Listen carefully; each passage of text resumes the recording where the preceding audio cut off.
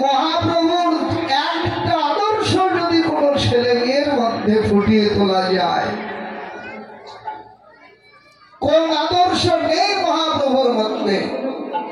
প্রভু যেমন লেখাপড়াকে সম্মান করেছেন, তেমনি মা বাবার প্রতি শ্রদ্ধা, তেমনি গুরুজনের প্রতি শ্রদ্ধা, তেমনি সমাজের সাম্যতা, তেমনি ভগবানের ভজন, প্রত্যেকটা আদর্শ সাম্যবাদের প্রধান অজ্ঞাতা কলিবাবুর অবতার গৌর সুন্দর মায়ের প্রতি এত শ্রদ্ধা। যদি আপনারা একবার ভেবে দেখেন, প্রভু যখন সন্ন্যাস নিলেন, মাকে গিয়ে জিজ্ঞাসা করেছেন, মা তুমি বলো আমি কোথায় থাকবো? মা বললেন, নিমাই তুই পুরীধামে থাক, কারণ প্রতি বৎসর বাংলার ভক্তরা যাবে রথযাত্রার সময়, অন্তত এই ভক্তদের কাছে অন্তর সম্মানটা তো পাবো। মায়ের কথা এতটুকু নড়চড় করেননি। মা বলেছেন পুরীধামে থাক, প্রভু পুরীধামে থাক। কত মাতৃভক্তি তার! এর চাইতে বড় কথা, মা বাবার চরণে যদি শ্রদ্ধা ভক্তি না থাকে, সবচাইতে বড় কথা হলো কি, এই মনুষ্য জন্ম সার্থক হয় কিসে? ভক্তি শাস্ত্র বললে জলের শেষ আশ্রয় যেমন সাগরের কাছে, তেমনি অনন্ত কোটি জগৎ জীবনের একমাত্র অন্তিম আশ্রয় হলো পরমেশ্বর ভগবান শ্রীকৃষ্ণের শ্রীপাদ বর্তমান।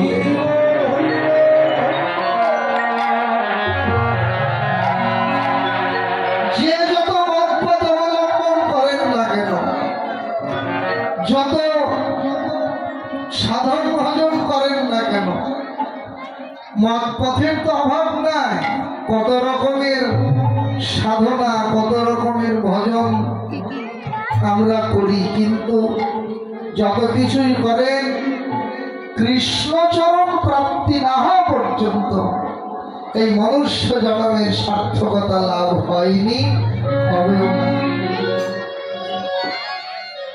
এটা হলো জীবের চরম প্রাপ্তি। সেই কৃষ্ণচরণ পর্যন্ত যে পৌঁছাবে, এর জন্য যে সাধনার সিঁড়ি একটা একটা করে বাড়ি দিতে হবে, সেই সিঁড়িগুলোর স্থূলের ঘরের প্রথম সিঁড়ি হলো মা বাবা। যখন আপনি শ্রী গুরুচরণ আশ্রয় করতে যাবেন, গুরুদেব দীক্ষা দেওয়ার আগেই মা বাবার অনুমতিটা নিতে হবে। মা বাবা অনুমতি না দিলে শ্রী গুরুদেব আপনাকে দীক্ষা পর্যন্ত দেবেন না। তাহলে মা বাবার এই মা সহজ কথায় মা শব্দটার যে কি এমন অর্থ আছে, যে অর্থ ভগবান পর্যন্ত আমি অনুভব করতে। ভগবান যশোদার এই বাৎসল্য প্রেমের কাছে যিনি বন্ধন স্বীকার করেছেন, এই মাতৃভক্তি অনন্ত কোটি জগৎ জীবকে শিক্ষা দিতে। লেখাপড়াকে কত সম্মান দিয়েছেন কিনা আপনারাও জানেন। প্রভুর যখন পিতৃবিয়োগ হয়ে গিয়েছিল, সচিবা অভাবের সংসার বলে প্রভুর লেখাপড়া বন্ধ করে দিলেন। নিমাই, অভাবের সংসার, আর পড়াশোনার খরচ চালাতে পারবো না। প্রভু লেখাপড়াকে এমনই সম্মান করেছেন কি, গ্রামের আর মানুষেরা যেখানে নোংরা হাড়ি পাতিল ফেলে, সেই নোংরা জায়গায় গিয়ে বসে আসেন বাগানের মধ্যে। গ্রামের মানুষ মাকে গিয়ে ডেকেছেন, মা দেখবে তোমার নিমাইয়ের কাণ্ড, কোথায় গিয়ে বসে আছে। মা ছুটে এলেন, নিমাই অপবিত্র জায়গা, ওখানে যেতে হয় না। যদি প্রভু যেখানেই থাকেন সে জায়গা কখনো অপবিত্র হয় না। কিন্তু লেখাপড়াকে সম্মান দিতে শিক্ষা দিলেন মা, আমি তো লেখাপড়া জানি না, কোনটা পবিত্র কোনটা অপবিত্র, কোনটা ভালো কোনটা মন্দ, এই বিচার তো আমার মধ্যে নাই। আমি তো মূর্খ, আমি তো লেখাপড়াই জানি না। মা বুঝতে পারলেন ছেলেকে পড়াশোনা না করালে আর হবে না, তাই মা আমার নিমাইকে টোলে ভর্তি করিয়ে দিলেন। তাহলে লেখাপড়াকে কতটা সম্মান করেছেন। মহাপ্রভুর যারা সদর্শক ছিলেন তাদের এক একজন কি কম শিক্ষিত? যদি এখনকার মা বাবারা ভাবেন ছেলে মেয়েগুলো যদি একটু এই ধর্মের পথে আসে, বোধহয় ছেলে মেয়েগুলোর লেখাপড়াই হবে না, ছেলেগুলো সাধু সন্ন্যাসী হয়ে যাবে, মাছ মাংস খাওয়া ছেড়ে দেবে, কত ভয় মা বাবার মনে। কিন্তু মহাপ্রভুর সদর্শকদের জীবনী পড়াশোনা করে দেখবেন তারা কম শিক্ষায় শিক্ষিত না। এক একজনের যে শিক্ষা, সার্বভৌমের মতো পণ্ডিত তখনই ছিল না, আজও বাংলার মুখে জন্ম নেয়নি যিনি মিথিলা থেকে ন্যায় শাস্ত্র মুখস্থ করে নিয়ে এসেছিলেন, এত বড় পণ্ডিত যিনি। দিগ্বিজয়ী পণ্ডিত রূপ সনাতন, রঘুনাথ দাস গোস্বামী, মুকুন্দ বাসুদেব দত্ত সকলের জীবনীতে দেখবেন কম শিক্ষায় শিক্ষিত না। আপনাদেরই প্রায় ঘরেরই মানুষেরা, বড় সৌভাগ্য, বেশি দূর নাই তো ঢাকা দক্ষিণ মহাপ্রভুর পিতৃস্থান আছে, যেগুলো প্রভুদের শ্রীপা মুকুন্দ বাসুদেব দত্তের সেই সোনারা গ্রাম, পুণ্ডরিক ধাম, এগুলো বাংলার তীর্থ আদি দর্শন করলে ভজনে অনেক উন্নতি হয়। তো যাক, সেটা বড় কথা নয়, আমরা লীলা স্মরণে আসি যে মাতৃভক্তি, প্রভু মাতৃভক্তি, এত মায়ের প্রতি শ্রদ্ধা, এই শিক্ষা যদি কোনো ছেলে মেয়ের অন্তরে একবার লাভ হয় তাহলে বোধ হয় কোনো মা বাবাকে আর বৃদ্ধকালে বৃদ্ধাশ্রমে কাল কাটাতে হবে না। মহাপ্রভুর এই একটা আদর্শ যদি কারো জীবনে ফুটে ওঠে। আজকে আমাদের সমাজের মধ্যে যে কত কোন্দল, একটা গ্রামে ৩-৪টি করে হরিবসন হয়, ২-১০টা করে দুর্গা পূজা হয়, সকলের চরণে বিনীত নিবেদন, শুধু ঘরে ঘরে নামযজ্ঞ লীলাযজ্ঞ করলেই তো সার্থকতা হবে না। মাস মাস ভাগবত পাঠ, ভাগবতীয় সভা দিলেই সার্থকতা হয় না। কিন্তু এগুলোর একটা বিশেষ সার্থকতা তখনই যে এই হরিনাম যজ্ঞের যে প্রধান উদ্দেশ্য বিশ্ব শান্তি প্রকল্প, এই হরিনাম করে যদি বিশ্বের শান্তি যদি না ফিরে আসে তাহলে এই হরিনামের সার্থকতা কোথায়? তো যাক, সকলে মহাপ্রভুর আদর্শ জীবনে ধারণ করুন, মহাপ্রভুর চরণে অন্তরের সমস্ত আত্মী নিবেদন করে দিয়ে তার চরণে আনুগত্য হয়ে মহাপ্রভুর আদর্শে আদর্শিত হন, এই নিবেদন সকলের চরণে রাখছি। মা সচিবাতা সারাদিন পর নিমাইকে পেয়ে গালমন্দ করছেন। নিমাই মায়ের চোখের জল দেখে নিজের চোখের জল ধরে রাখতে পারলেন না, কাঁদছেন মায়ের কান্না দেখে। মা বলেন, নিমাই তুই কাঁদিস কেন?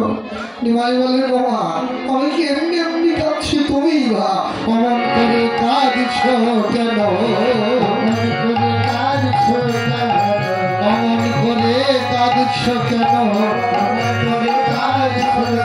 আমি তো তোমার পক্ষে আছি, অমন করে কাঁদছ কেন?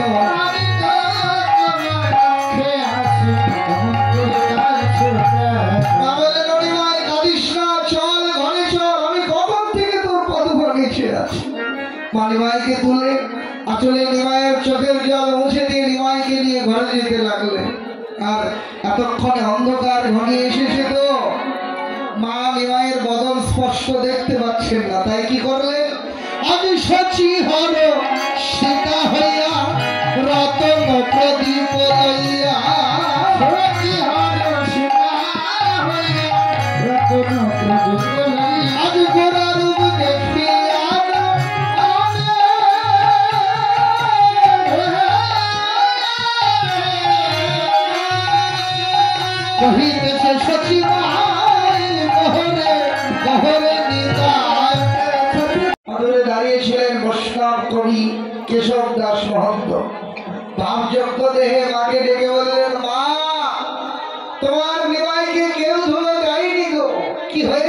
বলি শোনো, তাই এরা আজকে সবে কয় মা তুমি না করো হয়,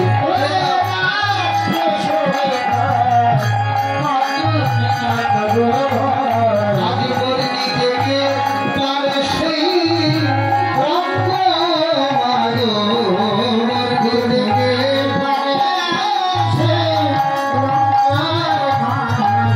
আপনি গৌরাঙ্গ হরি মুখে বল হরি হরি,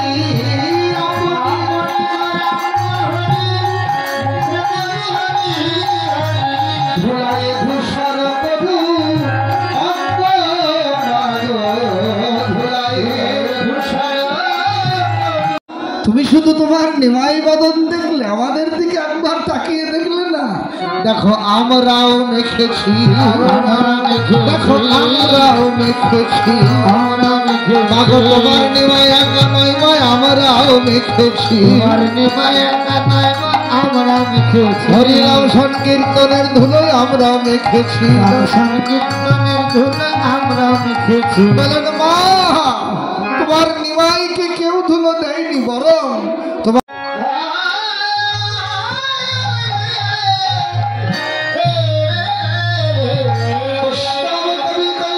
কৃষ্ণের জটে খেলা সর্বোত্তম লীলা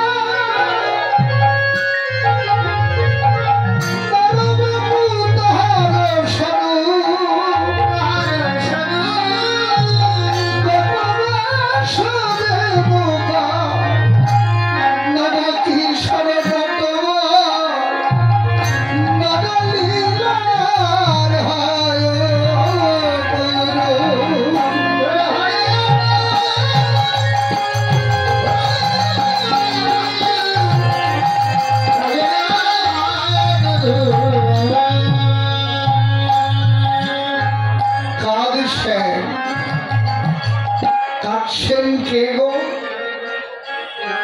ভগবান কাঁদছেন। এও কি হয়? ভাগবত বললেন হে বিশ্ববাসী, আমি ভাগবত তোমাদের জন্য আমার বুকে করে নতুন একটা সংবাদ এনেছি। তোমরা এতদিন শুনেছ, জেনেছ, বলেছ যে ভক্ত ভগবানের জন্য কাঁদে। ভাগবত বললেন তোমরা শুনবে কি গো, বলবে কি? সবাই প্রত্যক্ষ তাকিয়ে দেখো, শুধু ভক্তই ভগবানের জন্য কাঁদে না, ভগবানও তার ভক্তের জন্য কত ব্যাকুল হয়ে কাঁদে। কাঁদছেন শ্রীরাম, ও শ্রীরাম বলে গাজু মাঠে